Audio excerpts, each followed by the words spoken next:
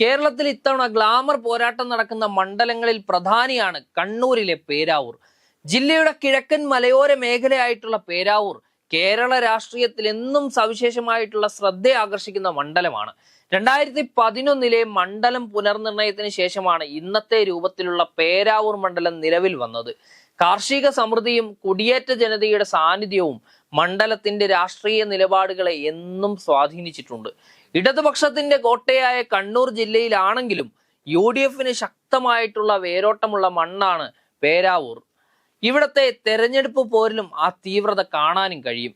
LDF തേരാളിയായി മുൻ മന്ത്രിയും ജനപ്രിയ നേതാവായ KK ശൈലജയും UDF സ്ഥാനാർത്ഥിയായി സിറ്റിംഗ് MLAയും KPCC അധ്യക്ഷനും UDF കൺവീനറുമായിട്ടുള്ള അഡ്വക്കേറ്റ് സണ്ണി ജോസഫും ഇത്തവണ ഏറ്റുമുട്ടുമ്പോൾ പ്രവചനാതീതമായിട്ടുള്ള ഒരു മത്സരത്തിനാണ് കളമൊരുങ്ങുന്നത്. പേരാവൂർ മണ്ഡലത്തിന്റെ കഴിഞ്ഞ 15 വർഷക്കാലത്തെ തെരഞ്ഞെടുപ്പ് ചരിത്രം പരിശോധിച്ചാൽ UDFന് വ്യക്തമായ ആധിപത്യം കാണാം. അത് തകർക്കാൻ തന്നെയാണ് CPM ഇക്കുറി ശൈലജ ടീച്ചറെ കളത്തിലിറക്കിയതും. അതുകൊണ്ട് ചരിത്രത്തെ അഭിരമിച്ച് വിജയം സ്വപ്നം കാണാൻ ഇക്കുറി സണ്ണി ജോസഫിന് സാധിക്കില്ല. ഫലം എന്തായാലും കടുത്തൊരു മത്സരം തന്നെ സമ്മാനിക്കാൻ പോകുന്ന മണ്ഡലമായി പേരാവൂരും മാറിക്കഴിഞ്ഞു. സ്ഥാനാർത്ഥി നിർണയത്തിന് പിന്നാലെ ഉണ്ടായിട്ടുള്ള ചെറിയ അസ്വാരസ്യങ്ങൾ മറികടന്ന് ഒരു ടീമായി മുന്നേറാൻ പിന്നീടുള്ള ദിവസങ്ങളിൽ ഇടതുപക്ഷത്തിന് കഴിഞ്ഞതോടെയാണ് പേരാവൂരിലെ പോരാട്ടം ഇത്രയും ടൈറ്റ് ആയത്.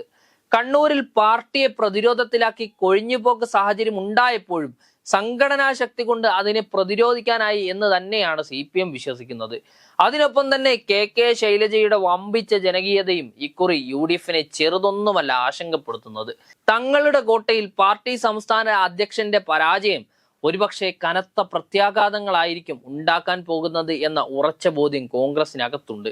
ടീച്ചറുടെ വരവ് മണ്ഡലത്തിലെ LDF പ്രവർത്തകരിൽ വലിയ ആവേശം ഉണ്ടാക്കിയിട്ടുണ്ട് എന്നത് എതിരാളികൾ പോലും സമ്മതിക്കുന്ന കാര്യവുമാണ്.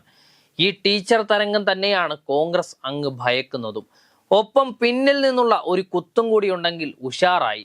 കോൺഗ്രസിന്റെ ആ ഭയത്തിന് ഒരു അടിസ്ഥാനമുണ്ട്. K സുധാകരൻ എന്ന കണ്ണൂരിലെ മഹാമേരുവിനെ തന്നെയാണ് സ്വന്തം പാർട്ടി ഭയക്കുന്നത്.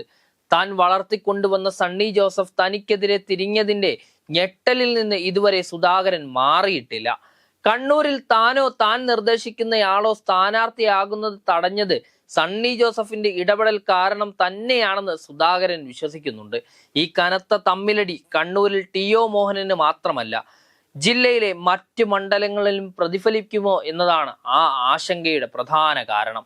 അതിനൊപ്പം KK ശൈലജയുടെ വ്യക്തിപരമായിട്ടുള്ള ബന്ധങ്ങളും പ്രതിച്ഛായയും കൂടി ചേരുമ്പോൾ ഒരു തോൽവി പോലും കോൺഗ്രസിന് മണക്കാതിരിക്കുന്നില്ല. മണ്ഡലത്തിലെ വലിയൊരു വിഭാഗം വോട്ടർമാർ തിരുവിതാംകൂർ ഭാഗത്ത് നിന്ന് കുടിയേറിയ ക്രൈസ്തവ കർഷകരാണ്. ഇവരുടെ വോട്ടുകൾ പരമ്പരാഗതമായി UDFന് അനുകൂലമായാണ് ലഭിക്കാറുള്ളതെങ്കിലും ഇത്തവണ കാറ്റ് മാറി വീശുന്ന സാഹചര്യമാണ് പൊതുവെ കാണുന്നത്. പാർട്ടിയിലെ ആഭ്യന്തര പ്രശ്നങ്ങൾക്ക് പുറമെ വയനാട് ഫണ്ട് തട്ടിപ്പ് ചർച്ചയാണ് സണ്ണി ജോസഫിനെ അടുത്ത കുരുക്കിലേക്ക് വീഴ്ത്തുന്നത്.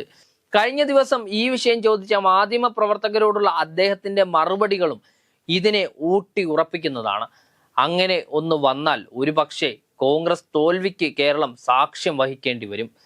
രാഷ്ട്രീയത്തിനപ്പുറം വ്യക്തിബന്ധങ്ങൾക്ക് പ്രാധാന്യമുള്ള മണ്ഡലമായതിനാൽ നിഷ്പക്ഷ വോട്ടുകൾ ആർക്ക് ലഭിക്കുന്നു എന്നത് വിജയത്തെ നിർണയിക്കുകയും ചെയ്യും.